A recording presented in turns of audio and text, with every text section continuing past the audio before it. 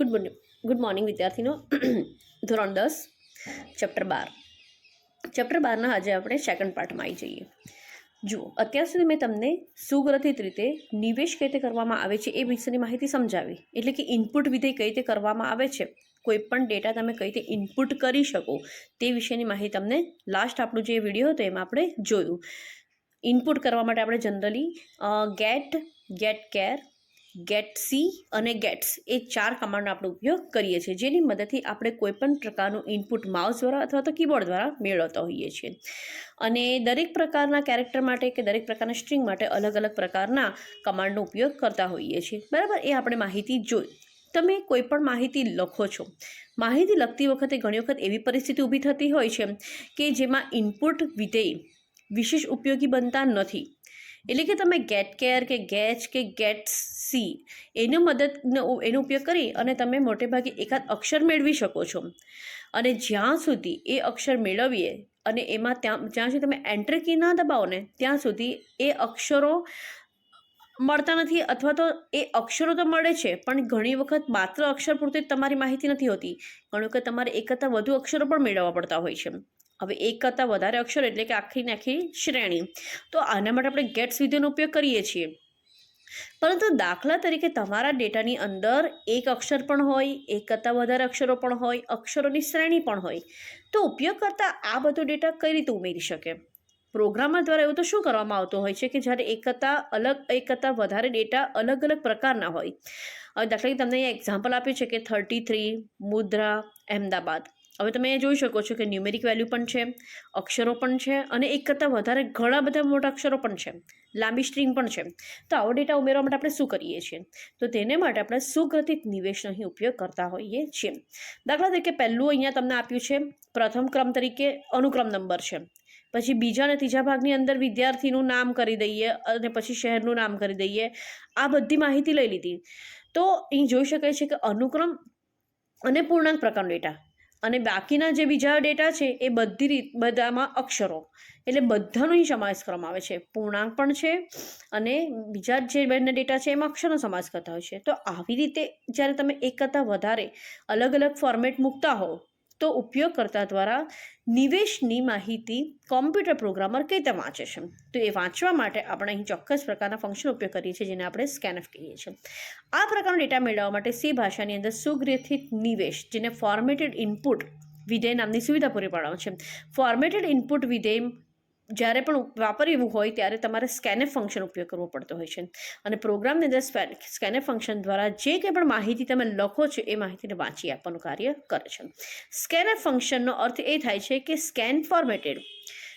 દાખલા તરીકે તમે તમારી માહિતીની અંદર ઇન્ટીજર મૂકો છો, ફ્લોટ મૂકો છો, કેરેક્ટર મૂકો છો, આવા નિશ્ચિત સ્વરૂપમાં રહેલા ડેટાની માહિતી ઉમેરવાની સુવિધા પૂરી પાડે છે. તો આ ડેટાને જે તમે નાખો છો એને વાંચવાનું કાર્ય, એટલે કે હાર્ડ ડિસ્ક પર જે જગ્યાએ તમારો ડેટા જે સ્વરૂપે જે કોઈ પણ ચલની અંદર સંગ્રહાયેલો હોય છે ત્યાં જઈને તમારો ડેટા એ વાંચે છે અને પછી કિંમત પરત કરતું હોય છે. તો આવા સંજોગોની અંદર સ્કેનફ ફંક્શન ઉપયોગ કરવામાં આવતો હોય છે. સ્કેનફ વિધેય જે આપ્યું છે, સ્કેન ફોર્મેટેડ જેને કહેવાય છે, એની વાક્ય રચના જોઈએ તો સ્કેનફ ફંક્શન છે, પછી તમારી નિયંત્રણ સ્ટ્રિંગ જે આપી છે એટલે કે કંટ્રોલ સ્ટ્રિંગ, અને ત્યાર પછી કંટ્રોલ સ્ટ્રિંગની સાથે તમારું જે વેરિયેબલનું નામ હોય છે એ વેરિયેબલ 1, વેરિયેબલ 2, બટ એની આગળ તમારે જે નિશાની મૂકવાની છે એને %, કહેવામાં આવતું છે. એન્ડની જે સાઇન છે તે, એટલે કંટ્રોલ સ્ટ્રિંગ દ્વારા માહિતી તમે ચલની કિંમત તમે મૂકો છો અને ચલની કિંમતને મૂકવા માટે વેરિયેબલ 1, વેરિયેબલ 2 એની આગળ વેરિયેબલના નામને વાંચવું હોય તો %, નિશાની મૂકવામાં આવતી છે. બીજું કે એક કરતાં જો વધારે વેરિયેબલ મૂક્યા હોય તો દરેક વેરિયેબલને અલ્પવિરામથી અલગ પાડવામાં આવતું હોય છે. %નો મતલબ શું થાય છે? એડ્રેસ ઓફ પ્રક્રિયા કેને કહેવાય છે? સી ભાષાની અંદર %ની જે નિશાની છે એને એડ્રેસ ઓફ કહેવાય છે. ઇટ મીન્સ કે તમારે દાખલા તરીકે કોઈ જગ્યાએ જવું હોય તો સ્વાભાવિક છે એ એડ્રેસ તો જોઈશે તમારી જોડે.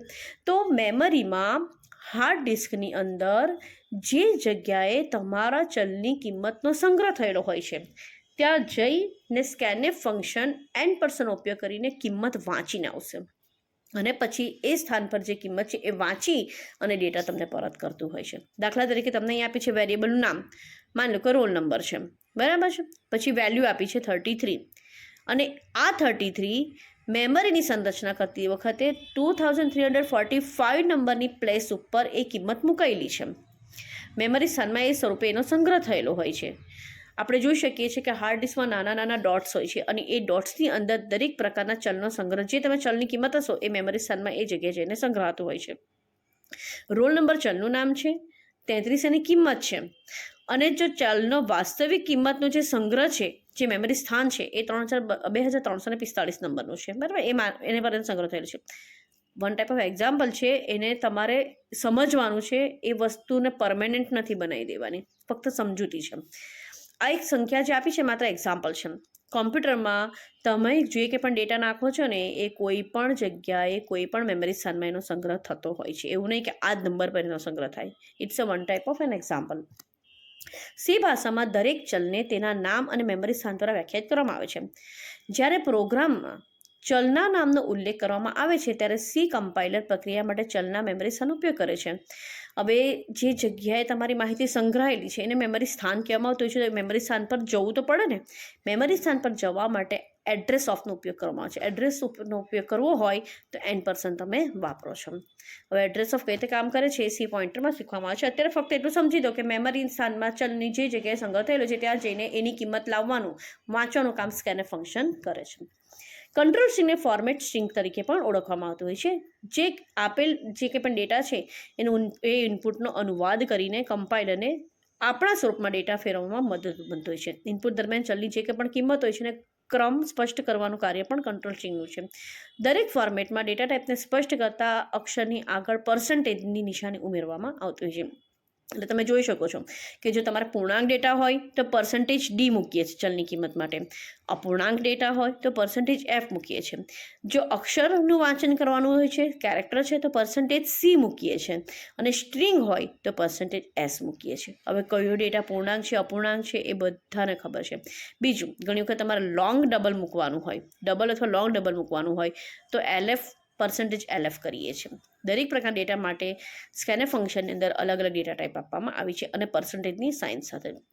એ તમને એના એક્ઝામ્પલ પણ આપ્યા છે. હવે આગળ જોઈએ %કેરેક્ટર અને %કેરેટની સાથે કેરેક્ટર, એ બંનેનો ઉપયોગ શું છે. તો સ્કેનર ફંક્શન %કેરેક્ટરનો ઉપયોગ કરીને એક અદ્ભુત સુવિધા પૂરી પાડે છે. કઈ રીતની સુવિધા હોય છે? જેના દ્વારા ઉપયોગ કરતા ઇનપુટ સ્ટ્રિંગમાં માત્ર સ્વીકાર્ય હોય એવા જ અક્ષરો દર્શાવી શકાય. અસ્વીકાર્ય અક્ષરનો અહીં ઉલ્લેખ કરવામાં આવતો નથી. %કેરેક્ટરમાં આવેલ ન હોય તેવા કોઈ પણ અક્ષર ઉમેરવામાં આવે તો આવો અક્ષર પ્રથમ વખત ઉમેરવાની ઘટના સ્ટ્રિંગને અટકાવી દે છે. ઇટ મીન્સ કે જો તમે રોંગ કરી રહ્યા હોય તો અટકાવવાનું કામ %કેરેક્ટર્સ જે કમાન્ડ છે એની મદદથી કરી શકતા હોય છે. જેટલા અક્ષર તમે દર્શાવ્યા છે ને એની જ વચ્ચેની માહિતી મૂકવાની. એનાથી બહાર કોઈ પણ અક્ષર ઉમેરવામાં આવશે એટલા ક્રાઇટેરિયાની બહાર તો તમને સ્ટ્રિંગને આગળ વધવા દેશે નહીં. તો એ તમને %કેરેક્ટર મારફત બતાવ્યું છે. જો દાખલા તરીકે તમને એક્ઝામ્પલ આપ્યું છે કે અહીંયા એન્ટર યોર નેમ, બરાબર છે, containing only alphabets and space. તો તમે જોઈ શકો છો કે % એમાં કયા હોય, A to Z, કેપિટલ કે સ્મોલ, અને સ્ટુડન્ટનું નામ. હવે તમે સ્ટુડન્ટનું જે નામ લખો છો એ A to Z આટલા કેરેક્ટરની વચ્ચે જ લખવાનું. હવે લખતી વખતે જો તમે ડોટ મૂક્યું, દાખલા તરીકે કોઈકનું નામ છે અહીંયા આપ્યું છે એ પ્રમાણે સોની, મારું નામ લઈ દાખલા સોની દિવ્યા, બરાબર છે. સોની અને દિવ્યા લઉં છું તો આ બે નામ મેં લીધા તો વચ્ચે હું ફક્ત જગ્યા રાખી શકું, પણ સોની ડોટ દિવ્યા લખીશ તો ડોટ કરીશું અહીંયા. તો dot is not the range of ક્રાઇટેરિયાની રેન્જ નથી ડોટ. એટલે ડોટને લીધે તમારી સ્ટ્રિંગ ત્યાં જ અટકી જશે. એટલે સોની લખ્યા પછી ડોટ દિવ્યાને એ ઇગ્નોર કરે છે, માત્ર સોની જ લખીને આપે છે, સ્ટ્રિંગને અટકાવી દેતું હોય છે. ઇટ મીન્સ કે જ્યારે પણ ડોટ મૂકીએ છીએ તો ખોટી સ્ટ્રિંગ થવાથી તમારી સ્ટ્રિંગનો શું થઈ જતો હોય છે, અંત. %A to Z કેપિટલ કે %A to Z સ્મોલ એની વચ્ચેના જ અક્ષરો સ્વીકાર્ય છે. એ સિવાયનું તમે કોઈ પણ અક્ષર લખશો કે કેરેક્ટર લખશો તો તમારી સ્ટ્રિંગનો અંત લાવી દેતું હોય છે. જ્યાં તમે અટકી ગયા ત્યાંથી તમારી સ્ટ્રિંગનો ડોટની આગળની માહિતી લેશે, ડોટ પછીની માહિતી લેતું નથી. તો આ રીતે તમે સ્કેનર ફંક્શન ઉપયોગ અહીં કરી શકો છો. બીજું કે %કેરેટ અને કેરેક્ટર લીધું છે. આ જે ઊભી નિશાની, ઊભું આપણને ત્રિકોણ જેવું જોવા મળે છે એને કેરેટની સાઇન કહેવામાં આવતું હોય છે. એનો ઉપયોગ શું છે? જો ઉપયોગકર્તાના યાદીમાં આપેલ અક્ષરો પૈકી કોઈ પણ અક્ષર ઉમેરાશે તો સ્કેનર ફંક્શનની અંદર આ પ્રકારના સ્વરૂપનો ઉપયોગ કરીને ઇનપુટ પ્રક્રિયા તત્કાળ અટકાવી દેતું હોય છે. યાદીમાં આપેલ કોઈ અક્ષર ઉમેરશે તો, બરાબર. જોઈએ આપણે, જો તમને એક્ઝામ્પલ આપી છે, દાખલા તરીકે તમને એક સ્ટ્રિંગ આપી છે યુઝર ડેટા કરીને 100 અક્ષરની સ્ટ્રિંગ આપી છે. તો 100 અક્ષરની સ્ટ્રિંગ આપતી વખતે એરે આપ્યો હોવાથી માત્ર તમારો ડેટા 100 અક્ષરનો જ હોવો જોઈએ, 100થી વધારે અક્ષર ડેટા હોવો જોઈએ નહીં. હવે તમે અહીંયા એક સ્ટ્રિંગ નાખો છો, એન્ટર ડિટેલ્સ, અને enter asterisk sign to exit. Exit થવા માટે તમારે શું મૂકવાનું છે? એસ્ટ્રિકની sign. Now what you do, scanf ફંક્શનની બદલે તમે એસ્ટ્રિક ફંક્શન્સને રીડ કરાવો છો. હવે રીડ કરી છે અને એનો મતલબ એ કે તમે જે કંઈ પણ એસ્ટ્રિકની સાઇન મૂકશો એ આપો, it means the end of your string. તમારી સ્ટ્રિંગ ટર્મિનેટ થઈ જતી હોય છે જ્યારે when you put the sign of asterisk, તમારી સ્ટ્રિંગ શું થઈ જશે? ટર્મિનેટ થઈ જતી હોય છે. તો અહીંયા પણ એ જ વસ્તુ છે. દાખલા તરીકે તમે એસ્ટ્રિકની સાઇન મૂકી, તમે ડેટા લખી દીધો, આઉટપુટ જોઈએ આપણે, અને સ્ટ્રિંગ છે. સ્ટ્રિંગ હોવાથી પર્સન્ટેજ એસ આપણે ડેટા ટાઈપ લીધું છે. અહીંયા એક્ઝામ્પલના આઉટપુટમાં જોઈ લઈએ.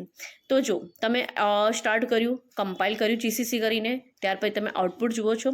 આઉટપુટ જોઈતી વખતે એન્ટર યોર ડિટેલ્સ અને enter asterisk sign to exit. Done. આટલું તો ખબર પડી ગઈ છે પ્રોગ્રામની અંદર. હવે તમે એ સ્ટ્રિંગ મૂકો છો. સ્ટ્રિંગ મૂકતી વખતે લખો છો કે માય નેમ ઇઝ પૂર્વા, પછી my mother's name is Krina, then what you do? એસ્ટ્રિકની સાઇન. ઇટ મીન્સ કે પૂર્વા વાળી માહિતી અને ક્રીનાવાળી માહિતી, એ બંને માહિતી તમારી, તમે એસ્ટ્રિકની સાઇન મૂકીને એન્ટર આપશો ને તો તમે જેટલો ડેટા લખ્યો છે એ સાઇન પહેલાંનો એટલો લેશે. 2 લાઇન લખી છે તો 2 લાઇન તમારી લઈને બતાવશે. હવે તમે એસ્ટ્રિકની સાઇન કરી દીધી અને પછી તમે કોઈ ડિટેલ ઉમેરશો ને તો તમે ડિટેલ ઉમેરવા જ નહીં દેશે, બિકોઝ યુ પુટ એન્ટર. અને એન્ટર કર્યા વગર જો તમે સળંગ લાઇનમાં લખશો તો પણ એસ્ટ્રિકની સાઇન પહેલાંની માહિતી લેશે, એસ્ટ્રિકની સાઇન પછીની માહિતી લેતો નથી. એટલે જ્યારે કેરેક્ટર રાખવાનું હોય, લાઈક એસ્ટ્રિકની સાઇન છે કે એવું કેરેક્ટર જે તમારી સ્ટ્રિંગને ટર્મિનેટ કરે છે, એવા સંજોગોની અંદર કેરેટની સાઇન સાથે તમારે આ વસ્તુ મૂકવી પડતી છે, એસ્ટ્રિકની સાઇન. અમલ દરમિયાન આપણે જોઈએ છીએ કે કોઈ પણ અક્ષર નવી લીટી માટેના એન્ટર સહિત ઉમેરી શકાય છે. અને જ્યારે તમે એસ્ટ્રિકની સાઇન ઉમેરશો તો પછી ઇનપુટ સ્ટ્રિંગને સ્વીકારવા દેવાની જે ક્રિયા છે એને શું કરી દેવામાં આવતું હોય છે? અટકાવી દેવામાં આવતું હોય છે. ઓકે. એસ્ટ્રિકની સાઇનથી your string will be terminate. પછી આગળ એ સ્ટ્રિંગ તમે લખી શકશો નહીં. હા, બીજું કે તમારે એન્ટર કી દબાવી પડે. વેન યુ રાઇટ એસ્ટ્રિકની sign and then you write again, તમે અગેન આગળના આગળ લખતા જશો તો પણ એ શું કરશે? જ્યારે તમે એસ્ટ્રિકની સાઇન અને એન્ટર બંને દબાવશો ને, ઇટ મીન્સ કે તમારી સ્ટ્રિંગનો શું થતું હોય છે? અંત આવી જતો. સ્ટ્રિંગની સ્વીકારવાની ક્રિયાનો અંત આવી જતો છે. એસ્ટ્રિકની સાઇન પછીની માહિતી અહીં લેવામાં આવતી નથી. તો આ થઈ ગયું તમારું સુગ્રથિત ડેટા ટાઈપ. બીજું કે અહીંયા તમને જે આપી છે એ પ્રમાણે તમારા સ્ટ્રિંગની લંબાઈ 100થી વધારે હોવી જોઈએ નહીં, માત્ર 100 જ અક્ષરો ઉમેરી શકો છો. 100થી વધારે હશે અને ધેન યુ રાઇટ અગેન તમે સેન્ટેન્સ લખતા જશો તો એક બીપ સાઉન્ડ વાગશે. અને બીપ સાઉન્ડનો મતલબ શું કે એ તમને ઇન્ડિકેટ કરે છે કે now your strings characters are finish. એની જે રેન્જ છે એ શું થઈ જાય છે? ફિનિશ થઈ જાય છે. હવે તમારે આગળ માહિતી લખવાની નથી. ઓકે. તો આ થઈ ગયું આપણું સ્કેનફ ફંક્શન. ઘણી વખત મિશ્ર ડેટા વાંચન કરવામાં આવતું છે. મિશ્ર ડેટા વાંચન શું? એક જ તમારી જે કંઈ માહિતી છે, એક જ સ્ટ્રિંગ છે અથવા તો એક જ પ્રકારનો તમારો ડેટા છે, એની અંદર એક કરતાં વધારે ડેટા ટાઈપનો ઉપયોગ, એને મિશ્ર ડેટા વાંચન કહેવામાં આવે છે. દાખલા તરીકે એક જ સ્કેનફ ફંક્શન છે, ફંક્શન એક, પણ ડેટા ટાઈપને વાંચવા નહીં. જે કંઈ પણ ડેટા ટાઈપ આપી છે એ કેટલી રહેશે? ઘણી બધી. એક જ સ્કેનફ ફંક્શનની અંદર જુદા જુદા પ્રકારનો ડેટા, જેમ કે પૂર્ણાંક, અપૂર્ણાંક, અક્ષર, સ્ટ્રિંગ, આ બધાનો જ ઉપયોગ કરીએ છીએ ત્યારે સ્કેનફ કંટ્રોલ સ્પેસિફિકેશન સાથેનો ઉમેરવામાં આવતો હોય છે. હવે અહીં ડેટા કેવી રીતે સમજે છે? તો તમે જે રીતનો ડેટાનો ક્રમ આપ્યો હશે અને જે રીતનો ડેટા પ્રકાર આપ્યો હશે એ અભિગમ પ્રમાણે, એ જ અનુક્રમ પ્રમાણે માહિતીને સમજવાનો અને વાંચવાનો પ્રયત્ન કરે છે સ્કેનફ ફંક્શન. બરાબર છે. દાખલા તરીકે તમને એક્ઝામ્પલ આપે છે ઇન્ટીજર રોલ નંબર. તો ઇન્ટીજર રોલ નંબર હશે એટલે મીન્સ કે %d. ત્યાર પછી કેરેક્ટર ગ્રેડ અને એનું નેમ આપ્યું છે 30 કેરેક્ટરનું, એરે આપી દીધો છે. તો તમારો ગ્રેડ પણ કેટલો રહેશે? જે ગ્રેડ રહેશે એક કેરેક્ટરમાં છે એટલે %c. ફ્લોટ %, તો તમારા પર્સન્ટેજ ફ્લોટમાં આવે છે, તો તમે ડેસિમલ પોઈન્ટમાં માહિતી મૂકી શકો છો. હવે તમે ડેટાને વાંચવું છે. દાખલા કે રોલ નંબર, પર્સન, નેમ અને ગ્રેડ, આ 4 વસ્તુ છે. તો આ 4 વસ્તુ ડેટા વાંચવો હોય તો જો રોલ નંબર માટે %d, ઇટ મીન્સ કે 11 લેશે. બરાબર છે. ત્યાર પછી n% કરીને % લખ્યું છે. %નો મતલબ શું થશે? ટકા. તો 90.55 છે. બરાબર. ધેન તમે વાણી નામ લીધું છે તો નેમ તરીકે શું લઈ લેશે? વાણી નામ. ઓકે. અને ત્યાર પછી ગ્રેડ લીધો છે તો એ n% તરીકે ગ્રેડ, એ જે છે કેરેક્ટર, એનો સંગ્રહ કરતો હોય છે. તો આટલી વિગતો ઉમેરવી હોય તો રોલ નંબર ચલમાં 11, % ચલની અંદર 90.55, નેમ ચલની અંદર વાણી અને ગ્રેડ ચલની અંદર એ કિંમતનો સંગ્રહ કરવામાં આવે છે. અને એ જ ક્રમ તમારો સ્કેનફ ફંક્શનનો પણ છે. હા, જો તમે માહિતીને ક્રમમાં રાખવા માંગતા હોય તો જે ક્રમમાં તમે ડેટા ટાઈપ મૂક્યો છે ને એ જ ક્રમમાં તમારે માહિતી પણ લખવાની, ડેટા પણ એ જ ક્રમમાં લખવાનો. જો તમારો ડેટા ટાઈપ બદલાઈ ગયો અને લખવાની ડેટાની શું કહેવાય સિક્વન્સ પણ બદલાઈ ગઈ, શ્રેણી પણ બદલાઈ ગઈ, તો પણ એ તમને એરર મેસેજ બતાવે છે. દાખલા તરીકે 11, 90.55 વાણી અને એ. હવે તમે પહેલું ઉદાહરણ જોવો છો તો પહેલા ઉદાહરણની અંદર એણે શું કીધું છે, 11, 90.55 પછી વાણીનું નામ છે અને પછી grade. The sequence is right. પણ જો પછીના ગુલાબી કલરના ભાગની અંદર પહેલા લીધું 11, પછી લીધું વાણી, પછી લીધું ગ્રેડ અને પછી લીધું 90.55, તો આ તો ભૂલ થઈ ગઈ ને, સિક્વન્સ બદલાઈ ગઈ. બરાબર છે. ખરેખર સિક્વન્સના percentage D, percentage F, percentage S અને પર્સન્ટેજ સી છે. અને અહીંયા સિક્વન્સ શું બતાવી દીધી છે, પર્સન્ટેજ ડી, પછી પર્સન્ટેજ એસ, પછી પર્સન્ટેજ સી અને પછી પર્સન્ટેજ એફ. તો સિક્વન્સ બદલાવાથી તમને શું બતાવે છે, ભૂલ બતાવશે. કારણ કે કમ્પાઇલરને જ્યાં અપૂર્ણાંક સંખ્યા જોઈતી હોય છે, અપેક્ષા રાખી હોય છે અપૂર્ણાંક સંખ્યાની, ત્યાં ઉપયોગ કરતા શું મૂકી દે છે, અક્ષર મૂકી દે છે. અને જ્યાં અક્ષર મૂકવાનો હોય છે ત્યાં ઉપયોગ કરતા શું મૂકી દેતું હોય છે, પર્સન્ટેજ. એટલે બંને બાજુ ક્રોસ થઈ જાય છે, જે ભૂલ બતાવે છે. એટલે સ્કેનફ ફંક્શનમાં ખાસ ધ્યાન રાખવાનું કે જે કંઈ પણ ફંક્શનની તમને સિક્વન્સ મળે છે એ સિક્વન્સમાં જ ડેટા પણ હોવો, જે ડેટા ઉપર નીચે થશે તો એરર બતાવશે. હવે સ્કેનફ ફંક્શનની અંદર કેટલાક જુદા જુદા પ્રકારના ડેટા ફંક્શન જે આપ્યા છે તે વિશેની માહિતી તમને અહીં આપી છે. જો દશાંકી પૂર્ણાંક સંખ્યા વાંચીએ તો ડી, પર્સન્ટેજ ડી, પછી અક્ષર વાંચ્યું તો પર્સન્ટેજ સી, અપૂર્ણાંક સંખ્યા વાંચીએ તો એફ, એક્સપોનન્ટ વેલ્યુ વાંચવી છે તો પર્સન્ટેજ ઈ, બરાબર છે. સ્ટ્રિંગ વાંચવું છે પર્સન્ટેજ એસ, અનસાઇન ઇન્ટીજર છે તો પર્સન્ટેજ યુ, ટૂંકા અને શોર્ટ અક્ષર વાંચવા છે તો પર્સન્ટેજ એચ, લોંગ વાંચવું તો પણ લોંગ કેવી, પૂર્ણાંક, તો L D, percentage L D, double સંખ્યા વાંચવી છે પણ અપૂર્ણાંક તો પર્સન્ટેજ એલ એફ, અને લોંગ ડબલ અપૂર્ણાંક વાંચવી હોય તો પર્સન્ટેજ એલ કેપિટલ. આ તમે અંતર પ્રસ્થાપિત સુગ્રથિત વિધેયનો અહીં ઉપયોગ કરી શકો. સ્કેનફ ફંક્શન સિક્વન્સ ખાસ ધ્યાન રાખવાની. હવે બીજા આવે છે આઉટપુટ વિધેય. આઉટપુટ વિધેય એટલે બધાને ખબર છે કે આપણા કોમ્પ્યુટરની અંદર જે આઉટપુટ વિધેયની માહિતી પૂરી પાડવામાં આવે છે તે. મેં તમને જ્યારે પણ આપણે કોઈ પણ માહિતી લખીએ છીએ ઇનપુટ અને કોઈ પણ માહિતી આઉટપુટ તરીકે મળીએ છીએ ત્યારે ઉપર લાઇબ્રેરી લખીએ છીએ સ્ટાન્ડર્ડ ઇનપુટ આઉટપુટ, બરાબર. stdio.h કર્યા વગર તમે કોઈ પણ ડેટાને ઇનપુટ પણ ના કરી શકો અને આઉટપુટ પણ એ હેડર ફાઇલ વગર, એ લાઇબ્રેરી ફાઇલ વગર કરી શકશો નહીં. હવે આપણે આ જ વસ્તુ નિવેશ માટે જોઈ, એ જ વસ્તુ આપણે નિર્ગમ માટે પણ જોવાનું છે. પણ કોમ્પ્યુટરના મૂળભૂત કાર્ય કેટલા છે, 3: નિવેશ, પ્રક્રિયા અને નિર્ગમ. નિવેશ એટલે ઇનપુટ, પછી એની પર પ્રોસેસ કરવામાં આવે છે એ ઇનપુટ પર, બરાબર છે. અને ત્યાર પછી તમને શું આપવામાં આવતું હોય છે, આઉટપુટ આપવામાં આવતું હોય છે. ઇનપુટ કરવા માટે આપણે કીબોર્ડ, મોનિટર, માઉસ એનો ઉપયોગ કર્યો. નાઉ વોટ, આઉટપુટ. આઉટપુટ હંમેશા ક્યાં આવે, આઉટપુટ હંમેશા એટલે કે પરિણામ હંમેશા તમને મોનિટરમાં જોવા મળે છે અથવા પ્રિન્ટરમાં જોવા મળતું હોય છે, બરાબર. અથવા તો તમે કોઈ પણ જગ્યાએ પેનડ્રાઈવમાં છે કે કોઈ બી જગ્યાએ તમે હાર્ડ ડિસ્કમાં છે, સીડી ડ્રાઈવમાં છે, એમાં લઈ શકતા હો છો. આ બધા આઉટપુટ ડિવાઇસ છે. આઉટપુટ ડિવાઇસ પર માહિતીને મોકલવા માટે પણ તમારે હેડર ફાઇલમાં સ્ટાન્ડર્ડ ઇનપુટ આઉટપુટ એ હેડર ફાઇલ એડ કરવી પડે. સી ભાષાની અંદર આઉટપુટ સાધન મોનિટર પર પરિણામ કેવી રીતે દર્શાવે છે એ વિશેનું અહીં તમને એક્ઝામ્પલ આપ્યું છે. આપણી માહિતીને ફાઇલ કે પ્રિન્ટર પર મોકલવી હોય, પરિણામ મોકલવાનું હોય તો એ કઈ રીતે મોકલવામાં આવે છે તેને માટેના પણ કેટલાક વિધેય આપ્યા છે. આપણે એક એક વિધેય જોઈએ. જ્યારે સ્ક્રીન પર આઉટપુટ વિધેય અથવા આઉટપુટ સાધન પર જ્યારે તમારે પરિણામ મોકલવું હોય તો હેડર ફાઇલની સાથે કેટલાક આંતર પ્રસ્થાપિત વિધેય મૂકવામાં આવતા હોય છે. પુટકેર, પુટ્સ અને પ્રિન્ટએફ. આ 3 જે આઉટપુટ આંતર પ્રસ્થાપિત સી ભાષાના લાઇબ્રેરી વિધેય છે, જેની મદદથી તમે તમારા ડેટાને આઉટપુટ સ્ક્રીન પર મૂકી શકતા હોય છે. ઓકે, પહેલું લઈ પુટકેર. તમને શબ્દ પરથી જ ખબર પડી જતું હોય છે. પુટકેર, અક્ષર મૂકવો. પ્રમાણભૂત આઉટપુટ સાધન પર તમારે કોઈ એક અક્ષરને મૂકવો હોય કે દર્શાવવો હોય ત્યારે પુટકેરનો ઉપયોગ કરીએ છીએ. પુટકેર અને કેરેક્ટર, બરાબર છે. દાખલા તરીકે તમને અહીંયા એક્ઝામ્પલ આપ્યું છે, આપણે ફટાફટ એક્ઝામ્પલ જ જોઈ લઈએ. કેર તરીકે ગ્રેડ લખો છો, તમે તમારો ગ્રેડ એન્ટર કરો છો અને એ ગ્રેડને તમે ગેટકેની મદદથી ગ્રેડ લીધો. હવે એ ગ્રેડ જે લીધો છે એ તમારે પ્રિન્ટ કરાવવો છે. તો પ્રિન્ટ કરાવવા માટે કયું આપણે ફંક્શન મૂકીશું, પુટકેર. તો એન્ટર યોર ગ્રેડ, પછી ગ્રેડ તમે લેશો યુઝર પાસેથી. Now you want to print it, તો printf your grade is, અને એ તમારો જે ગ્રેડ છે એ કેરેક્ટર છે ABCDE, તો તમે એ કેરેક્ટરને મૂકો છો એટલે પુટકેર ગ્રેડ. અને ત્યાર પછી તમે નવો ગ્રેડ મૂકી દેતા હોય છે. ઉપયોગકર્તા પાસેથી મેળવેલ ગ્રેડને મૂકવો, પ્રિન્ટ કરવો, એને શું કહેવામાં આવતું હોય છે? પુટકેર. અહીં પુટકેરની મદદથી સ્ક્રીન પર અક્ષર દર્શાવવામાં આવે છે. પહેલાં યુઝર પાસેથી અક્ષર મેળવે છે ગેટ કેરથી, અને મેળવેલ અક્ષરને છાપવાનું કે પ્રિન્ટ કરવાનું કામ પુટકેરની મદદથી કરે છે. આની એક મર્યાદા છે પુટકેરની, because at a time you can put only one character. તમે એક જ કેરેક્ટર એક સમયે અક્ષર દર્શાવી શકો. એક કરતાં વધુ અક્ષરોનો અહીં સમાવેશ કરવામાં આવતો નથી. હવે જ્યારે તમારે એક કરતાં વધારે અક્ષરો સમાવવું હોય તો તેના માટે આવે છે પુટ્સ, પુટ સ્ટ્રિંગ. એક કરતાં વધારે અક્ષરોને આઉટપુટ સાધન પર મૂકવું હોય, એટલે કે અક્ષરોનો એરે કે સ્ટ્રિંગ, ત્યારે પુટ્સ મૂકવામાં આવતું હોય છે. પુટ્સની વાક્ય રચના પણ એવી જ છે. પુટ્સ અને વેરિયેબલનું નામ. Put string.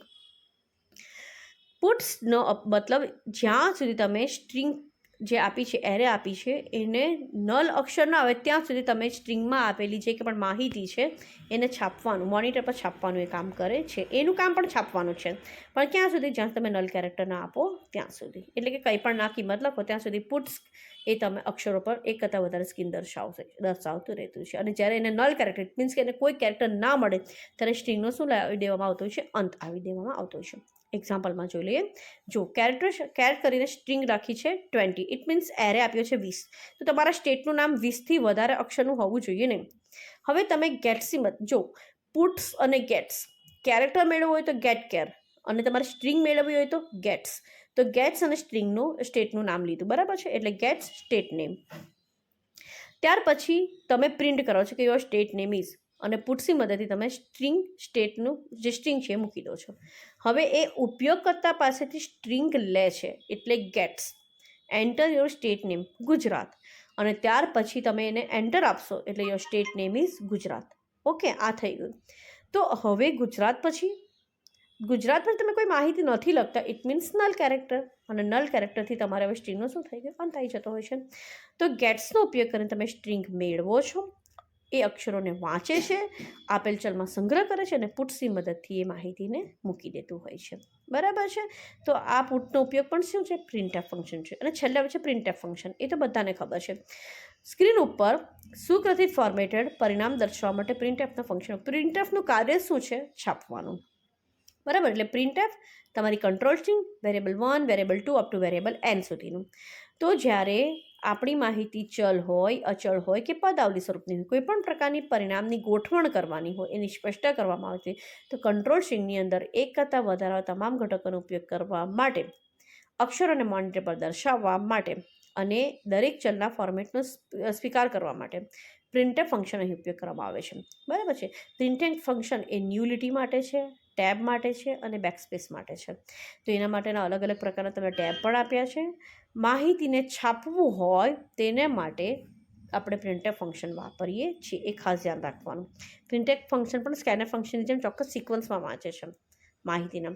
હવે એની ચર્ચા કરવી એ પુસ્તકની મર્યાદા બહાર છે, પણ એટલું ધ્યાન રાખજો કે કોઈ પણ માહિતી છાપવી હોય પ્રોગ્રામમાં, પરિણામને છાપવાનું છે, તો એનું કામ પ્રિન્ટએફ કરે છે. એટલે printf hello world, printf your age is %d and age, અને printf your name is %s અને સ્ટુડન્ટ નેમ. આ રીતે આખા ફોર્મેટની અંદર એ કામ કરતું હોય છે. અલગ અલગ કંટ્રોલ સ્ટ્રિંગની મદદથી પ્રિન્ટએફ ફંક્શન પર સુગ્રથિત રીતે માહિતીને વાંચવાનું કાર્ય કરી આપે છે. એના પણ કેટલાક અહીં તમને ફંક્શન આપ્યા છે, પણ આ બધાને વાત કરવી એ પુસ્તકની મર્યાદા બહારનું છે. અત્યારે ફક્ત નિવેશ અને નિર્ગમ આઉટપુટ માટેની આટલી થિયરી ઇનફ છે.